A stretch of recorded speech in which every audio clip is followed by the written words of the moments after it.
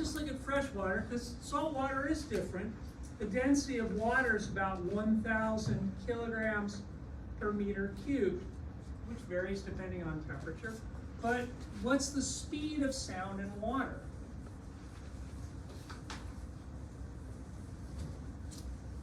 And the only thing really interesting is looking at the units in this thing, because you'd say, yeah, the velocity is equal to the bulk modulus of water. This works very well for solids and liquids. Don't memorize it. It's something that, but I give you this equation on test if you're going to use it. But it works very well for solids and liquids. The problem is with a gas, this number changes all over the place, and this number can change very significantly also. So it becomes really, really difficult to use this with a gas. So with a gas, we use a different equation. But I just want to do one with this.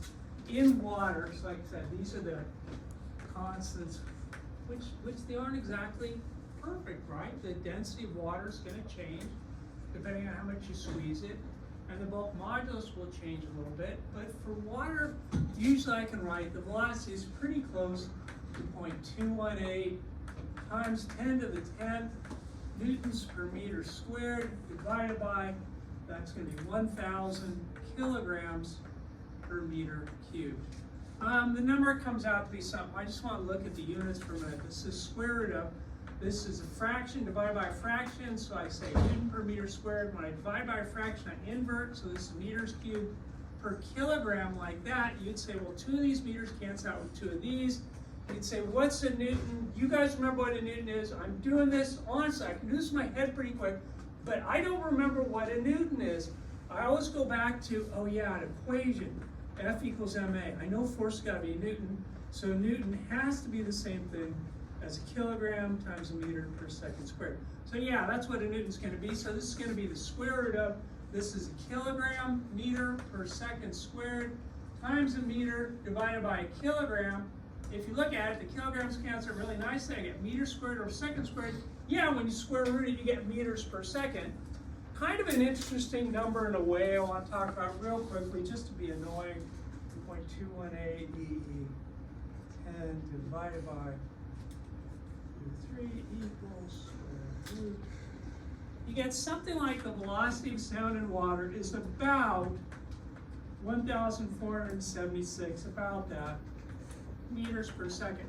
Now, if you've taken a scuba diving class or anything like that, you'll say, hey, wait a minute, they told us something a little bit different. You know, it could be something different. You know, the fact is that this number will change when you get salt water. This is really pretty close to this, which actually changes the number a bit. Okay, it makes it a little bit different. But this is a pretty good number for the speed of sound in water.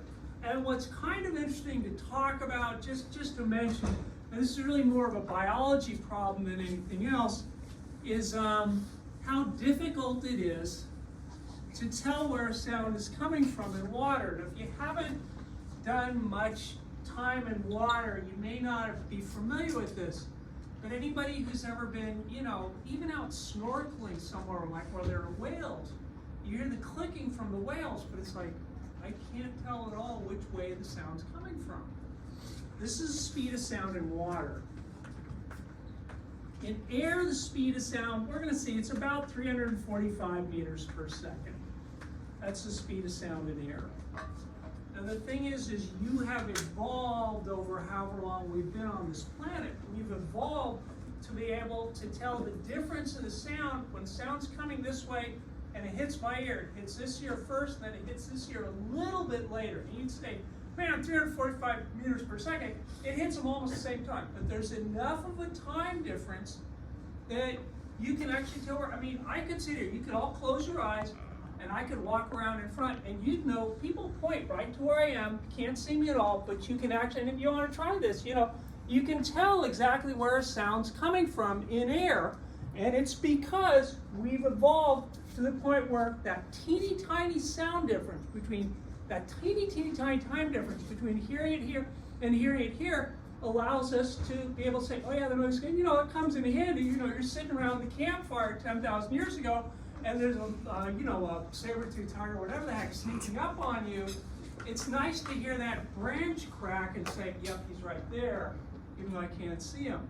So when you get in the ocean, like I said, if you get in the ocean, you hear a sound It hits the ear so quickly, it moves so much faster that you can't tell at all. And like I said, it's an interesting thing to do. If you haven't done it, if you ever do any diving and just have somebody beating on a rock with an iron or something, and you can't tell where the sound's coming from at all. But that's totally unimportant. That's a biology thing. Sorry, I got totally lost. Let me talk about this one. Let me look at the air thing. Like I said, this works well for air, for solids and liquids. But when you start to get into a gas, the problem is the bulk modulus can change like crazy, and the density can change like crazy. So when you're dealing with a gas, it gets much better to write this as the square root of gamma. Gamma is important. We'll talk about that in a minute. Times R. You guys know what R is. You got R. That's your ideal gas constant. Times T. Since it's T by itself. If it said delta T, when you get an equation that says delta T, you can say to yourself, yeah, I can probably do this in centigrade or whatever. But whenever you get an equation that just has a T by itself, it needs to be an absolute temperature. So this has to be in Kelvin, and this is all divided by the molar mass. Now where this comes from, I may get to it. I kind of really doubt it. This is like chapter 19 or 20, and I really don't think it's going to happen. Regardless, I wouldn't expect you to memorize that thing. It's nice to have it, but basically at this point, they're just trying to give you different ways of finding different velocities for different waves, because sound traveling through air is still a wave. It's a compression wave. But how can I get this? Now, it turns out gamma is called the ratio of specific heat. Probably the single most important thing right now, because we're going to get to that. When we get into gases, we'll talk about the ratio of molar specific heats.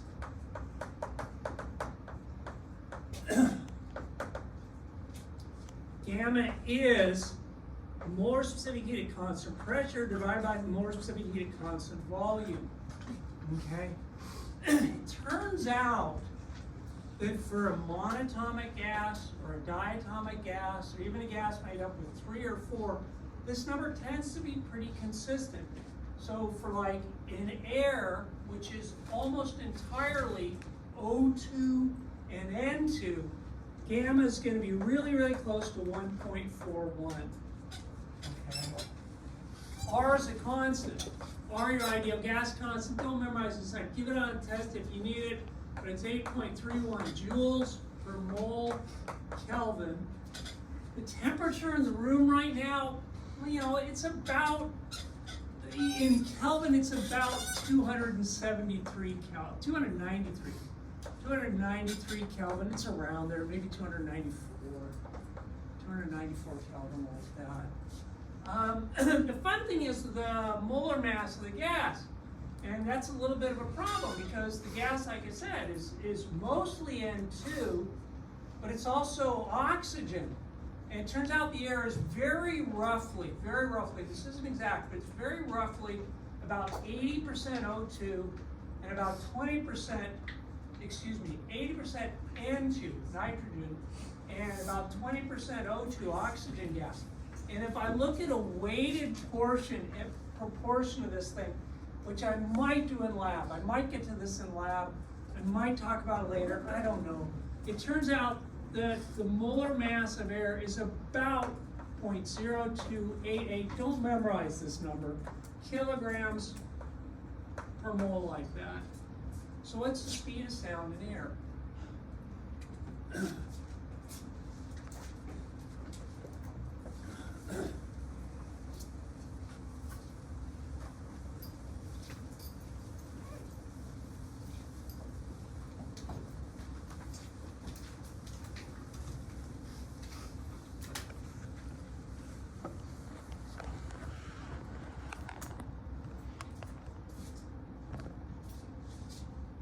Say, well, the speed of sound in a gas is going to be the square root of gamma, which is 1.41 for diatomic gas, times 8.31 joules per mole Kelvin, times the temperature, which, like I said, is about 294 Kelvin.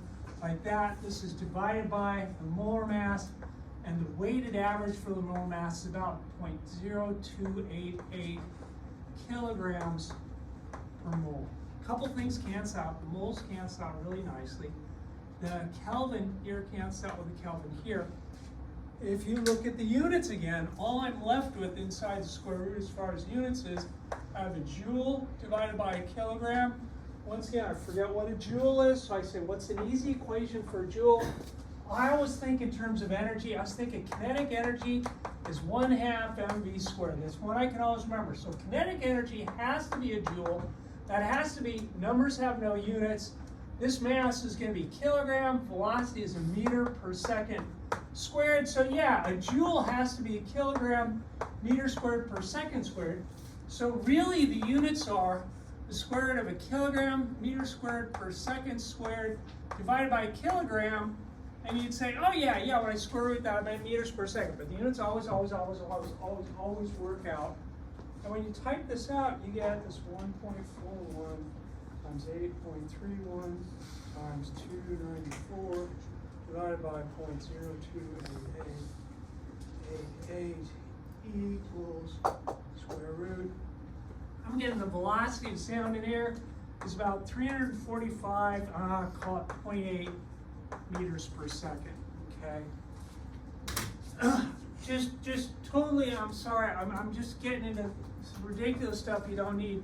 But one very interesting result I really hope we'll talk about. If you think about what the speed is, I mean, that's how fast sound transfers through the air.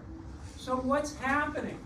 Really what's happening on a molecular scale is that when I start yelling, one little, or lots of them, but at least one little molecule comes out and bounces into something else, which bounces into the next one, which bounces into the next, right? It's just shaking, it's just making a shake that goes through the air, and it goes through the air fairly quickly, but it's really just the result of all these collisions, which kind of intuitively you'd say, well, that kind of has to do with how fast the molecules are moving, because if this molecule bounces into this one and then it bounces into the next one, it has to some degree, it should be kind of related to how fast molecules are moving. And what we will, and once again, I really hope I'll show this one at least. I'm sorry to write all this stuff down. You don't need this for the exam. I give you this. But it turns out this is the speed of sound, how fast the vibration moves through the material. If you would actually look at an individual particle, the velocity would be the square root of 3RT divided by the molar mass. Okay? It turns out that whenever you look at these gammas are always going to be, actually the biggest gamma you get is about 1.6. Okay? So this number here is always going to be less than this number. So that should make sense, right? The speed of the particles moving through the air should be faster than how fast a wave travels through it, because the wave depends on the collisions, which are a result of the velocity, although it is kind of a little bit close in a way. Don't do that. But you can hear, if, it's just talking about sound and stuff, you can hear about 20 hertz to about 20,000 hertz. This is about the range of where your hearing is. And the next thing I do, don't memorize that. You don't need to memorize that at all. The next thing is kind of more a public service announcement than anything else. Take care of your ears. Yeah, I do this public service. I do it so it annoys everybody. That's the main reason I do it. I got a speaker. It's making a frequency of about, what is this thing at? This is at 1,000 hertz. I'm going to, hold on. Let's start it.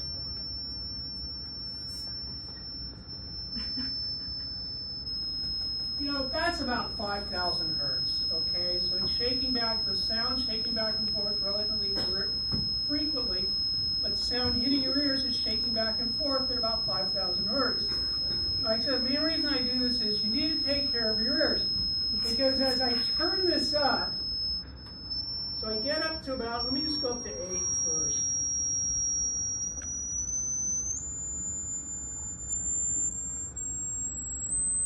Okay, that's about 8 kilohertz, okay? So I'm not even halfway here, but everybody can still hear it, right? Is it really annoying yet? Because the fun part's coming up. If I turn this up, let me go to, this is about,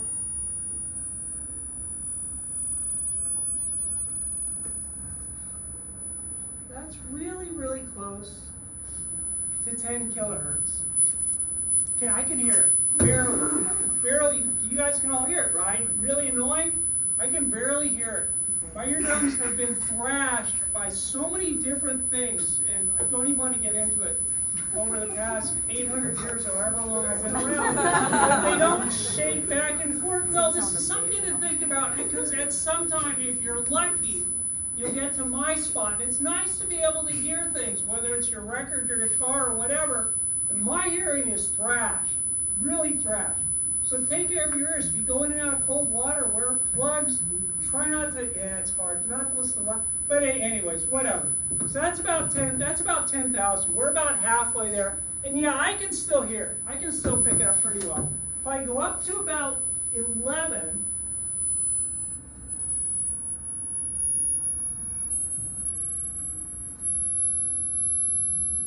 okay, that's 11 kilohertz. I can still hear it, barely, but I can still hear it. Yeah, that's 11 kilohertz. Go up to, that's about 12. That's 12. Is it still on? No, I mean, that's 12 kilohertz. I'm barely. Once I get past 12, you know, this is 13 kilohertz. It's totally gone. I can't hear it at all. I can't hear anything. You guys hear it? Yes. I can't even pick it up in my ears. And the thing is it's used for a couple of ways. You know, the truth is, if you want to come into class and not have the teacher know that you're talking on your phone, you crank up the frequency so high that you don't, you know, I can't, if anything over 13 kilohertz, I can't hear it. So people will do all sorts of weird things. On the other side of the coin is, there's like what people do that have like the corner liquor store and don't want the young hoodlums hanging outside the door all day long. They'll put up a speaker, crank it up to about 18 kilohertz and just blare it. And old people like me, I could care less. I don't hear a darn thing. But you guys, it'd be really annoying. But anyways, just want to finish this test. This is 13 kilohertz, and everybody can hear it, right? See, I can't get it, but everybody here can hear it. Now if I go up to, that's about 15. You guys can still hear it? 15. I start to lose people around 17. Like I say, if you guys were all 4 or 5 years old, you'd hear it all the way up to 20. But I tend to start losing people pretty quick.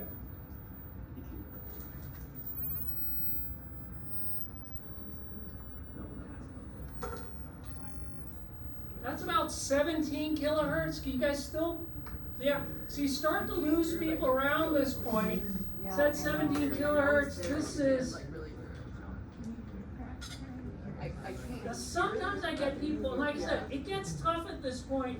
What a lot of people do is they'll kind of rotate their head to see if they, you know, pick this up at all.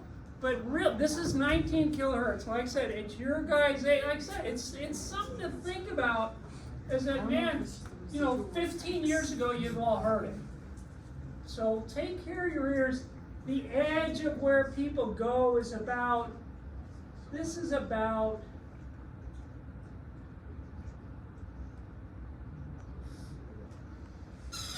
that's about 20. That's about 20 kilohertz right there. Can anybody hear that? Anybody, if I hear it at all? No. Okay, like I said, you know, it's whatever. It just happens as you get. You know, I'm ringing my ears for the next week.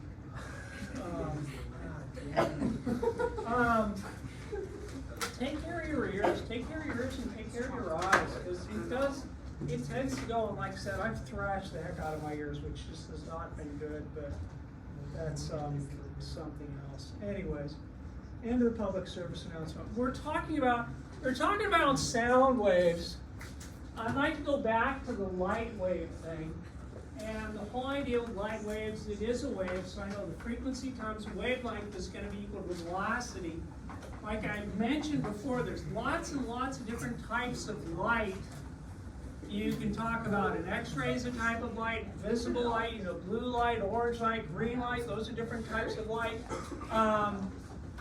Really a microwave is a different type of light, or a radio wave is a different type of light. But I can say for all those things, I know that the frequency times the wavelength is going to be equal to the velocity. Now, in a vacuum, the velocity of light, so like I said, for light, the velocity in a vacuum is a real nice constant value. It's like 2.99795 times 10, I don't know if these are right, but times 10 to the 8th meters per second. So real quick, it's not exactly 3. People look at, we always write it down as 3, and people kind of flip out. Wow, how does it get exactly? It's not. But the value is so close to 3 that we say, you know what? We're going to say the speed of light in a vacuum is just 3, just to make the numbers easier to deal with.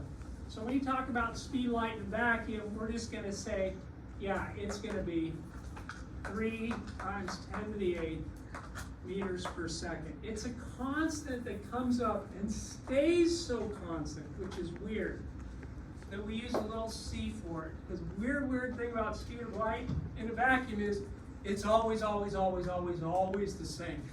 And that should strike you as really weird, because it is really weird, but that's how light behaves.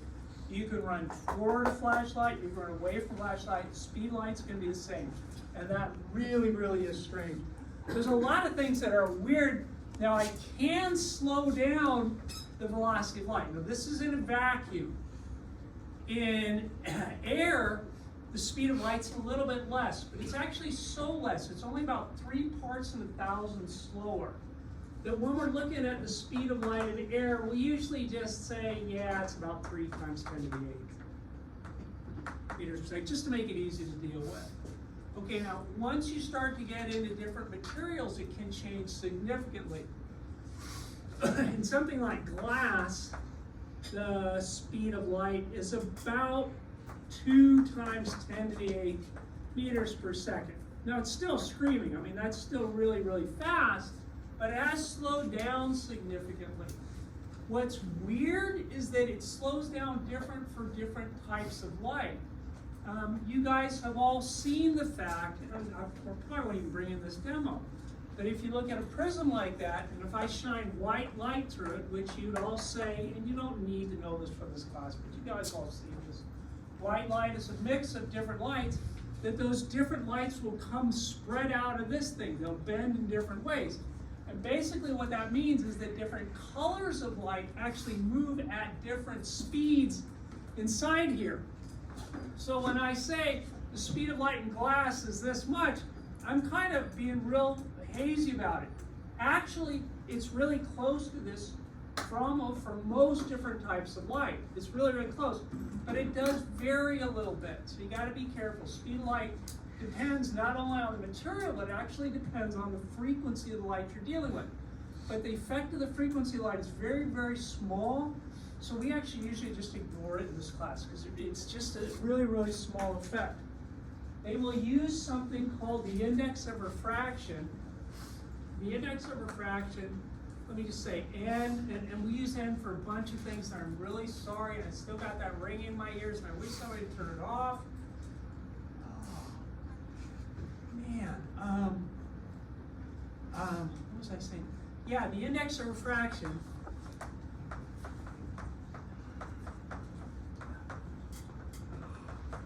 Index of refraction is a ratio for different materials. And you say the index of refraction is defined to be the speed of light in a vacuum. Remember, C is that number that doesn't change, divided by the speed of light in a material.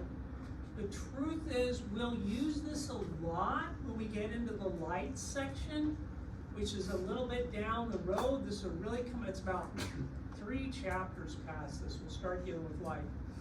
But this is going to allow me to calculate something called the index of refraction, which is very useful do be careful. The index of refraction can change depending on what the frequency is, but we're going to ignore that. It doesn't change very much. Hopefully I'll talk about that later on when I get into it. But the index of refraction, let me just do one. I know what the speed of light in glass is. What's the index of refraction for light in glass going to be? And you would say, well, it's just C, which is always 3 times 10 to the 8 meters per second divided by the speed of light in the material, 2 times 10 to the 8th meters per second, like that, and I get 1.5. One thing that's interesting about index of refraction is they don't have any units because they're just a ratio. Okay, it's kind of like your coefficients of friction and stuff like that. It doesn't have any units. It's just a number by itself. And where the index of refraction, well, to get way ahead of myself, the main thing that we're going to use the index of refraction for is something called Snell's law, where the index of refraction of one material times the sine of an incident angle is equal to the index of refraction of another material times the sine. This is where it's going to come in handy. That's where it's going to be really useful. Like I said, that's way down the road. Don't worry about it. Why the guy brings up the index of refraction at this time is really kind of more than a little bit tough. Let me do one problem with it, and then I want to get into something, because I'll almost certainly do intensities on the exam. You won't get the index of refraction. But for example, a diamond. A diamond has an index of refraction of about 2.41. Okay. What's the speed of light in a diamond?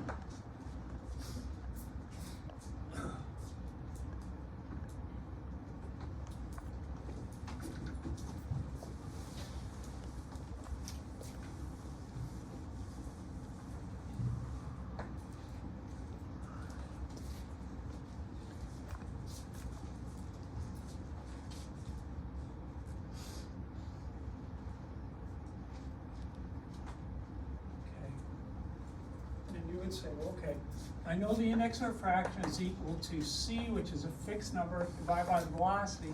So I can say the velocity is equal to C divided by my index of refraction.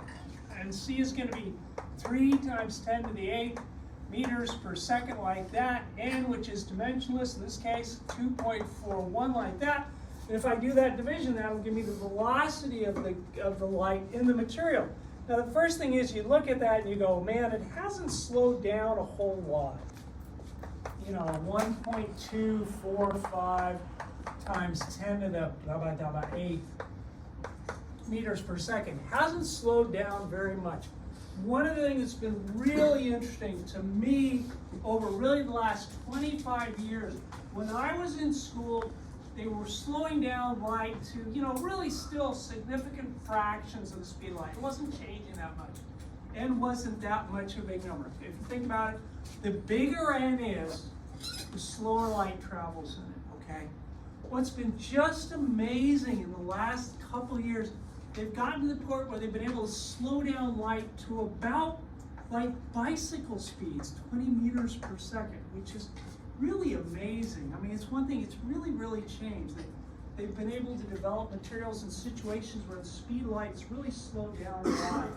And that's really, like I said, whatever you take away from it, whatever, the thing is that the science really has changed. I mean, things really have changed a lot. I mean, a lot. A lot in the last, well, God, it was what, 80 years ago I got out of school, but still, it's changed a lot. Last thing I want to talk about is power and intensity. You guys have talked about power before. Power is the rate that work is done. So this is like toward the end of chapter 60. It's not the last thing. The last thing is on the Doppler effect. The Doppler effect won't be on the exam, but I will talk about it probably next time. I'm going to talk about power and intensity. Really even the sound intensity level.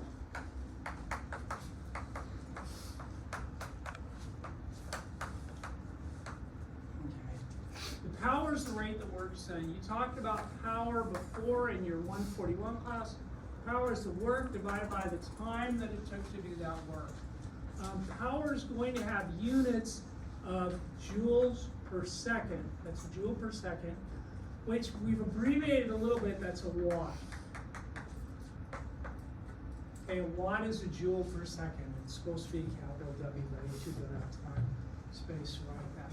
Okay, power is the rate at which work is done. So I can talk about, and I'm going to do this in terms of a sound speaker. I'm going to do all this in terms of sound. What's very interesting and why we harp on this so much is because I do it in terms of sound, but I could directly change it to brightness, radiation intensity. You can describe lots and lots of things using this math because it applies directly. Say I got a speaker like this, and say it's putting out some sort of sound. And actually, let me move it over here. Got some sort of speaker. It's making some sort of noise. Okay. And I'm running that speaker, and I'm saying it's an ideal speaker because when you run, you know, your stereo system at home and it says it's a 40-watt system, well, you're really not getting 40 watts because a lot of the energy is lost in different places. But I'm going to say this is an ideal speaker, and I'm going to say the power is going to be, let's say, 5 watts. So that's how much energy it's putting out. Okay, so the energy gets emitted from this thing. Now, first of all, we always write a speaker like this, like a cone. I'm going to kind of dodge that problem because it's a very interesting problem.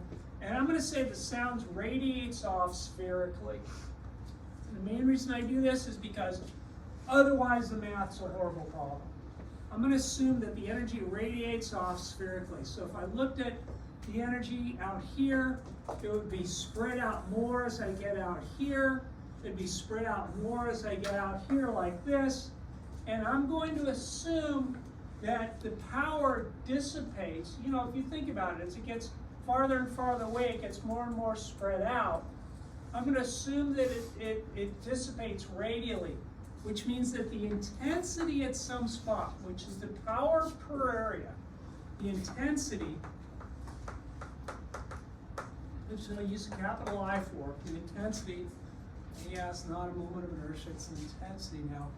The intensity is going to be really the power spread over an area. Okay, the intensity is going to be the power spread over the area. Matter of fact, yeah, from that definition, I can just say the intensity is equal to the power over the area. That's my general definition for intensity. Now comes the fun part. I'm going to really, really cheat on this, and I'm going to say, you know what? I'm going to assume that it radiates off spherically. Now, with something like radiation, that actually works pretty darn well. But for sound, you guys all know that sound can be directed in one direction or focused or all sorts of weird things. But just to make the math easy, I'm going to pretend that the sound radiates off spherically. So I could say that the intensity is the power divided by 4 pi r squared. And I'm always going to do it like that because otherwise the math just gets really, really, like I said, sound's a cool thing because it actually is phenomenally complicated mathematically. But if I pretend that the sound radiates off spherically in all directions, which, you know, is pretty obviously not true. I mean, I talk at the board, the sound bounces off. You get much more sound going that way than I do going through the board, okay? But I'm going to pretend that the sound radiates off spherically like this. And actually, the only other thing you really need to do any of these problems is the idea that sound intensity level is 10 decibels times the log base 10 of my intensity divided by the reference intensity. Don't worry about this. I'll give you this equation on the test. This is, and the thing is, think about it. You guys have heard the thing about decibels before. You guys have all talked about and heard about decibels. Decibels is a very nice way to easily rate different loudnesses. It's a very impractical way to deal with sound, but whatever. I'll talk about this in a minute. Like I said, all I really need to deal with intensity is this thing. So say for example, I had some sort of speaker right here, once again, pretending that the sound radiates off spherically. And if I'm a distance, say I'm a distance 25 meters away, and I see the intensity out here is 0.0003 watts per meter squared. That's the intensity at this spot. What's the power put out by the speaker going to be?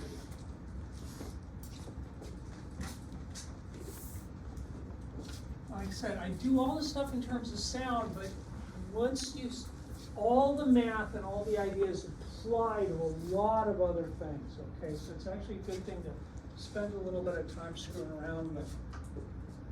You know, if you have a radioactive element and you're talking about the intensity of the radiation at some spot, this stuff all works exactly the same, except for the sound intensity. This is very specific to sound, and I kind of hate it, but we're going to do it anyways. You would say, well, look, I want to figure out what the power is, but I know that the intensity is equal to power divided by the area. Once again, we're always going to assume that sound radiates off spherically, so the intensity is going to be equal to the power divided by 4 pi r squared. That should look familiar as the surface of a sphere, right? Because it's all spreading out radially like this.